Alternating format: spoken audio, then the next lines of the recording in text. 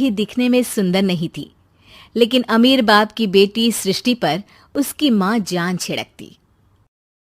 मेरी बेटी कितनी प्यारी है, भगवान सबको सृष्टि जैसी बेटी दे। सृष्टि धीरे धीरे बड़ी होती है। एक दिन सृष्टि की सहेली कहती है, तू दिखने में कितनी अजीब सी है, लेकिन मैं जानती हूँ हम सब में सबसे अच्छी शादी तो तेरी ही होगी। तेरे पापा अमीर जो हैं। और बता नहीं सकते यार, दहेज तो हर कोई देता है, ये क्या ज्यादा ले जाएगी अपने पति के लिए? अरे बड़े शहर में कोठी है इसके पापा की। अरे पापा की है ना, कौन सी इसकी है?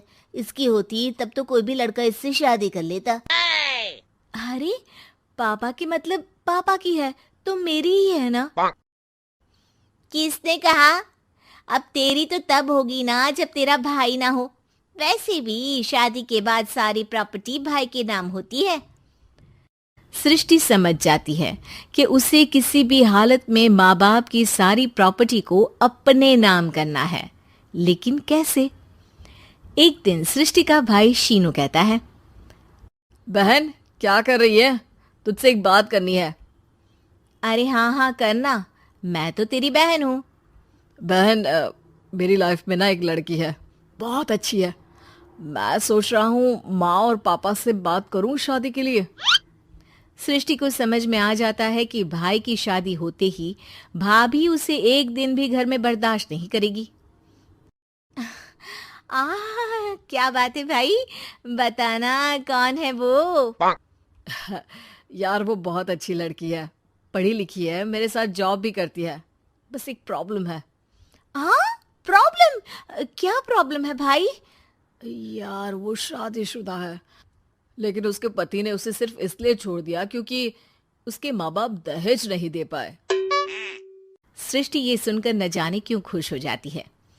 अरे भाई तो क्या हुआ, लड़की तुझे तो पसंद है ना? शीनू को लगता है कि बहन उसे समझ रही है।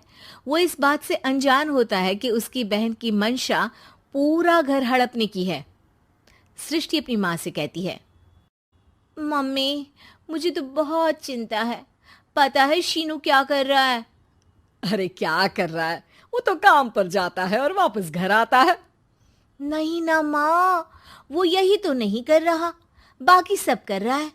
आपको पता है उससे प्यार है, और वो भी एक शादीशुदा लड़की से। हैं? ये क्या हो गया? मैं सोसाइटी में क्या मुंह दिखाऊंगी? अरे तेरे पापा तो यही कहेंगे कि मैंने ही उसे बिगाड़ दिया है। माँ देखो, मेरी बात मानो, पापा पर भी विश्वास करने की जरूरत नहीं है। अब आप ही बताओ, पापा इतनी देर घर के बाहर रहते हैं क्यों? बोलो। अरे बेटा वो तो नौकरी करते हैं ना। तू बहुत भोली है माँ। पापा का ऑफिस तो 7 बजे खत्म हो जाता है, लेकिन देखो कितनी देर से आते हैं। अरे नहीं नहीं बेटा, ऐसी कोई बात नहीं है। सृष्टि माँ को एक औरत से बात करते पिता की फोटो दिखाती है। देखो माँ कैसे हैं पापा। मैं ना कहती थी कि पापा सही नहीं है। मैं तेरे पापा से बात करूंगी, दे फोटो मुझे। ओ माँ, वो तो डिलीट हो गई। लेकिन चल, तूने तो देख लिया ना। पापा से बाद में बात कर लेना, और हाँ मेरा नाम बिल्कुल मत लेना। हाँ माँ। अब क्या था, सृष्टि के माँ और पिता के बीच झगड़ा होना शुरू हो जाता है। सृष्टि के मन में क्या चल रहा था कोई नहीं जानता था।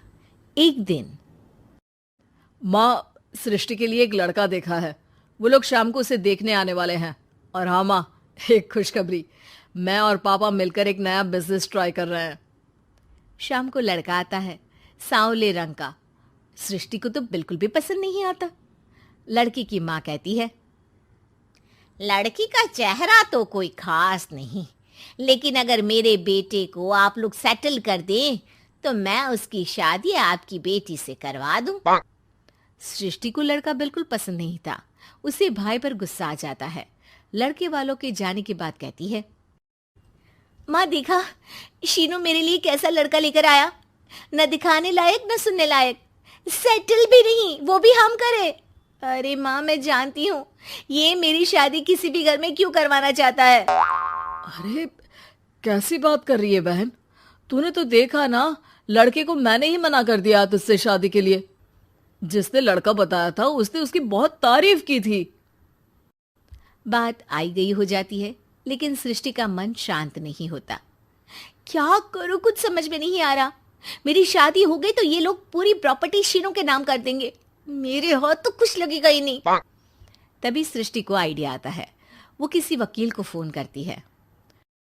जी देखिए, अगर आपके मम्मी पापा का तलाक हो जाता है तो आपके पिता की आधी प्रॉपर्टी आपकी माँ के नाम हो जाएगी, फिर उसे वो किसी को भी दे सकती है।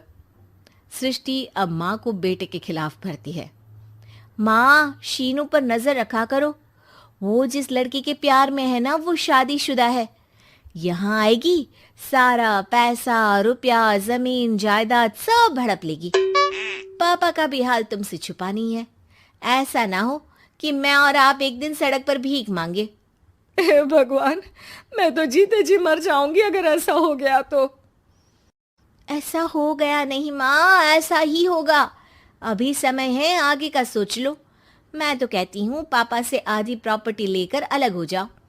पापा की आधी प्रॉपर्टी भी हम लोगों को अगर मिल जाती है ना, तो अगले 7 जन्म सफल समझो। बेचारी माँ बेटी के कहने पर पति से तलाक लेकर अलग हो जाती है। सृष्टि अब